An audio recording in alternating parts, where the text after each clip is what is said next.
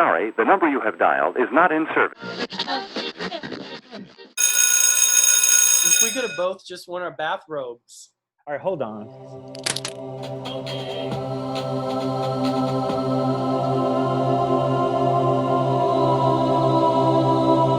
We just woke up together. I wasn't even hot until just now. Are we recording already? Yeah, this is usually one of the best parts. I think the first time we met, you were performing at Mango's in Sacramento, and I interviewed you. Was I performing at Mango's, or was I performing across the street at help me out here. What's the name? Badlands. Yeah. Okay. Oh, you're right. There's like 3 clubs on that block. So You always seem to have so many projects. Is this normal for you? yeah, You just keep working and working and working. You're good with people. I am good with people. Thanks for noticing that. Two things that I am fascinated by that I always pay attention to on YouTube is 1, skincare, and 2, stories of alien abduction. I'm just like fascinated by it. So I decided to do a show in which I do a skincare regimen. That's my background there. I do a skincare regimen while I tell a story of alien abduction. And the name of the show is called Moisturizing with the Extraterrestrials. And I've been shooting, I've shot the first 2 episodes, and the first episode took me, I had to shoot it 7 times because I just, yeah, because it's almost a half hour long, and I had to shoot it 7 times because you kind of have to find out who you are in front of the camera. Like, I know who I am when I shoot a video because I just like play the role with the music and the lyrics, so I let that guide me. But just to like get up and talk about like, you know, alien abduction or whatever it is I'm talking about, like I can't. Why are you laughing? You're laughing. Why are you laughing about? I'm laughing just because it's just like kind of funny. So anyway, here I am. But so look out for Moisturizing with the Extraterrestrials. The first episode's going to be 2 weeks. Every Monday, it's Moisturize Monday with Cazwell. I hope you book Shirley MacLaine. That'd be fucking awesome. Yeah. Well, I'm not. I haven't heard her. I mean, I have an idea of her point of view on aliens and intelligent life forms outside the planet. However, I mean, all I know about her is like her chakras and shit. But we're not there. We're not at the level of bringing on guests yet. Right now, it's a solo show. Except every single week, I take a quick commercial break, and Amanda Lepore does a psychic reading. So it's me and Amanda Lepore. So love it. Yeah. So I put a lot of thought into it. I'm proud of it. Ice Cream Truck, like so many of your other songs, have been such a huge success. Why have you chosen now to celebrate? I actually decided last January that I was going to do this, so I started planning it in January. And my original plan was to come to New York in May, shoot the video there with Connor Catalano, who's just amazing. And we've been talking about working with each other for years. And then, of course, this pandemic thing happened. And so, and I was like, well, I'm not going to wait another 10 years. And let's figure out how to do it. So, you know, we made sure that, you know, everyone was like 6 feet apart when they were in front of the camera. And we took the precautions that we had to take. So he shot half the guys in New York. I shot half the guys here at my place on green screen. He did a green screen there. And then Connor did all of the post and all of the editing. So it's finally ready. And at first I was like, we got to get this up in the summertime. But I'm like, you know what? As long as we get out in 2020, like let's put it out when it's done, like when we're happy with it, you know? You show so much compassion in recognizing beauty in people. Have you always seen the world this way? I do feel that 2 things. I do feel, number 1, my core belief has always been that majority of the world's problems, the entire world's problems, ultimately revolve around a universal lack of respect for women. I definitely have always felt that. So that's always been a big part of me, but also, especially the past 7 years, I would say, I am strongly affected by the struggle of trans women of color. I mean, my best friend is Peppermint, and it was probably about 7-8 years ago that she started going through the process of coming out as trans, and being aware that she's trans, and knowing and just going through just all the issues that come with being trans in this country. So it really having that be my best friend and getting a firsthand look at her experience definitely shifted my focus. And trans women of color particularly are getting murdered at a rate that only seems to get bigger and bigger every year. And the justification for the abuse and the ridicule that they get on a daily basis truly disgusts me. And so I'm trying to I'm trying to implement that into my work. That's been like a process, and I haven't always I've low-key been like shunned for that in certain ways. Like, so for instance, like when I did the video for Tonight, my love interest was a non-binary person. So that wasn't like a song that got me gigs or a video that made me a lot of money. I kind of wanted to expand, gay men's thinking, because I feel like I can't expand anyone else's thinking if I can't even expand gay men's thinking. So I and I got a lot of like, well, how come your love interest isn't a hot guy? And and then so at the end of the I Love You video, I made sure that I incorporated it on that. For the Ice Cream Truck 2020 video, there's this trans man in that video. So I wanted to work with what I'm doing. You know what I mean? I want it to be authentic. So I just tried to find a way for it to blend well with what I'm doing. They're all such important facets of your life. And for a regular, conventional artist, this might be a difficult thing to express, but you do it so organically. So I kind of feel like if I can apply what I do to push the change needed in other areas of the LGBTQAI+, then good for me. I mean, I like catchy music, don't get me wrong, but I want to make sure that it's at the very least a celebration of life, but it's something that can get people to connect with other people's experience in some way, even if it's in a comical way. You know what I mean? I just ultimately it should be relatable. And if it doesn't make you think, then I've been doing this for like 20 years. So if it doesn't get people to think and to shift and to change and get people a new perspective, then really, what's the point if you're not giving people something new, So you're another one on a mission. Yeah, I'm on a mission. Yeah, that's very clear. I'm on a mission to quit nicotine, and I'm quitting October 1st. You have one of those minds that keeps going and going and going. Yeah. I mean, don't you? Yeah.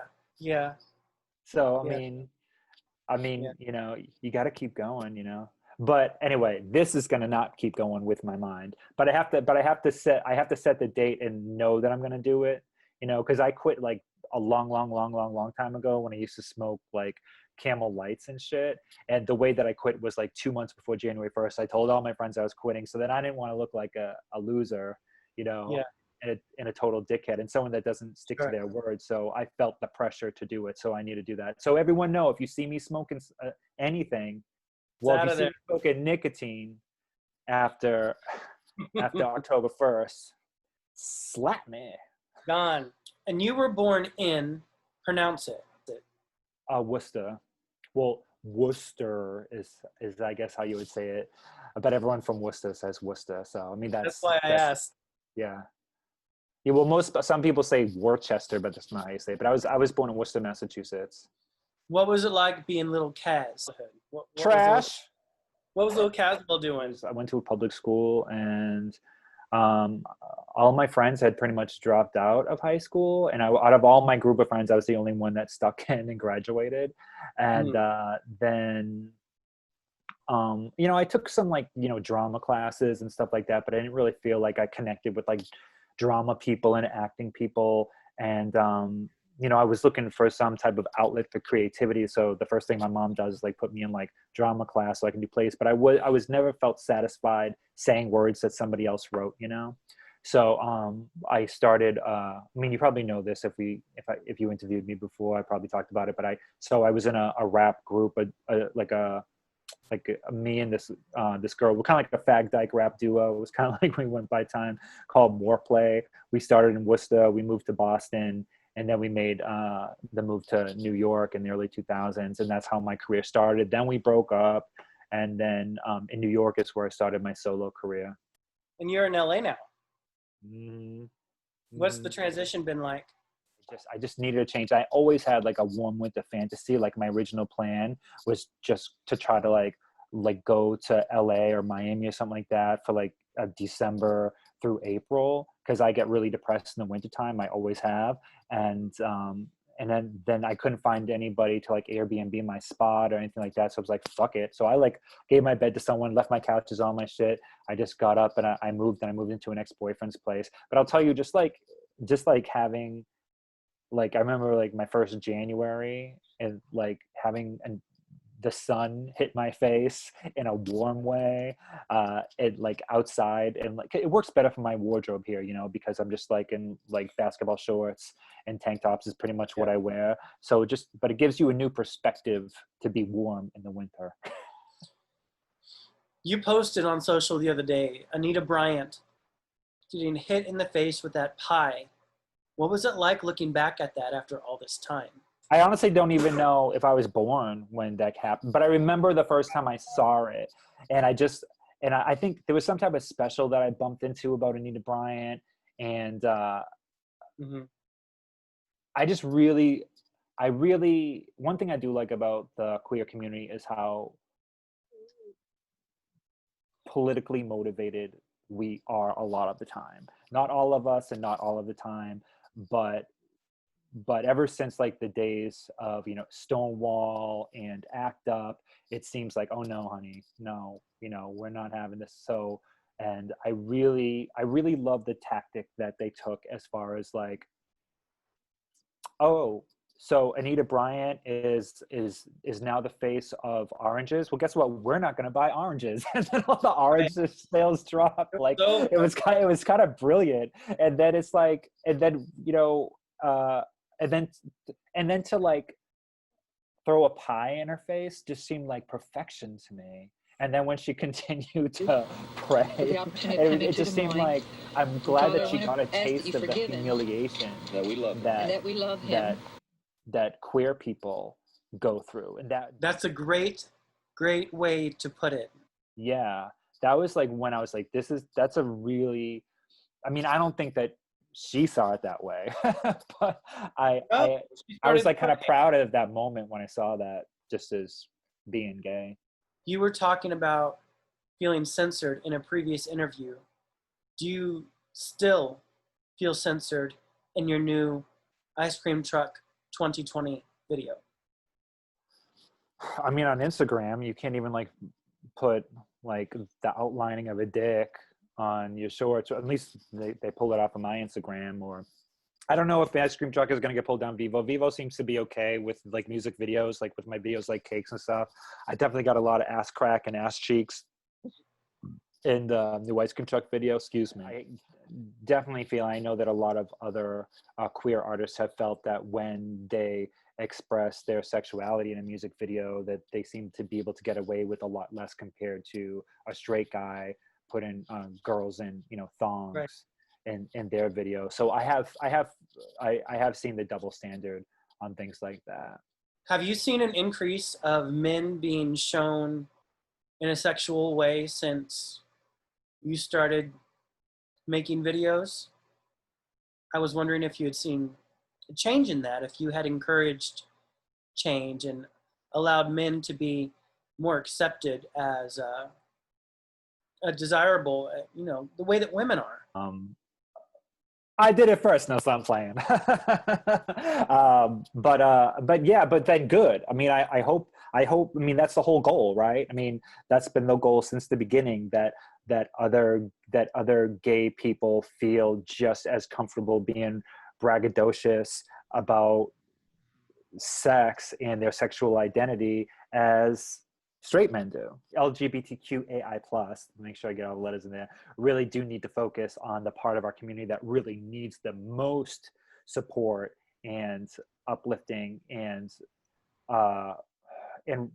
recognition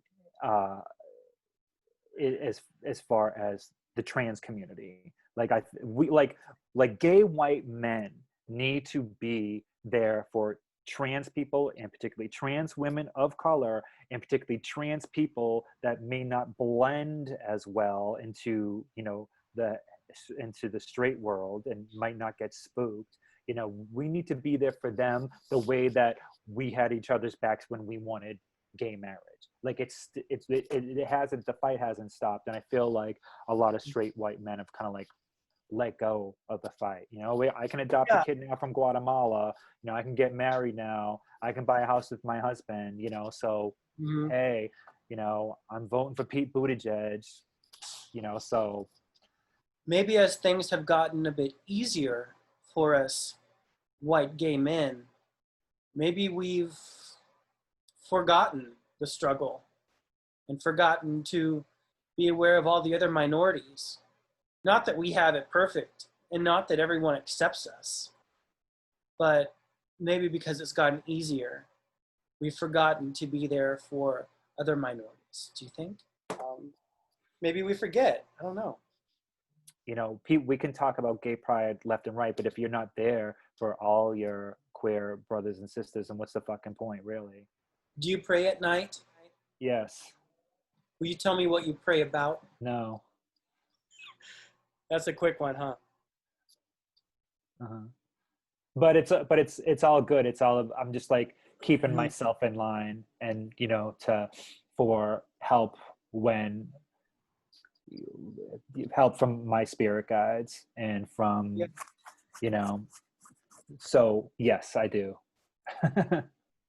But I ask for guidance with what I do in life. Yeah. Ice Cream 2020 is a remix with Barbara Walters. No, with Cazwell. What's different this time? Well, I did re-record my vocals. I have the same lyrics, and I produced this song. Excuse me, you got me burping over here. With Vaughn Allure, who's one of my favorite producers. He does a lot of runway ballroom tracks. And so I have another song coming up with him that's gonna come out in a couple months. I'll talk more about that at the next interview. It sounds like it came out in 2020. It doesn't sound like it came out in 2010. So it's you let me know what you think. Shoot me a text. But the single is up. The single has been up for about 6 weeks, but the video comes out. It might even be out now. Thank you for corresponding.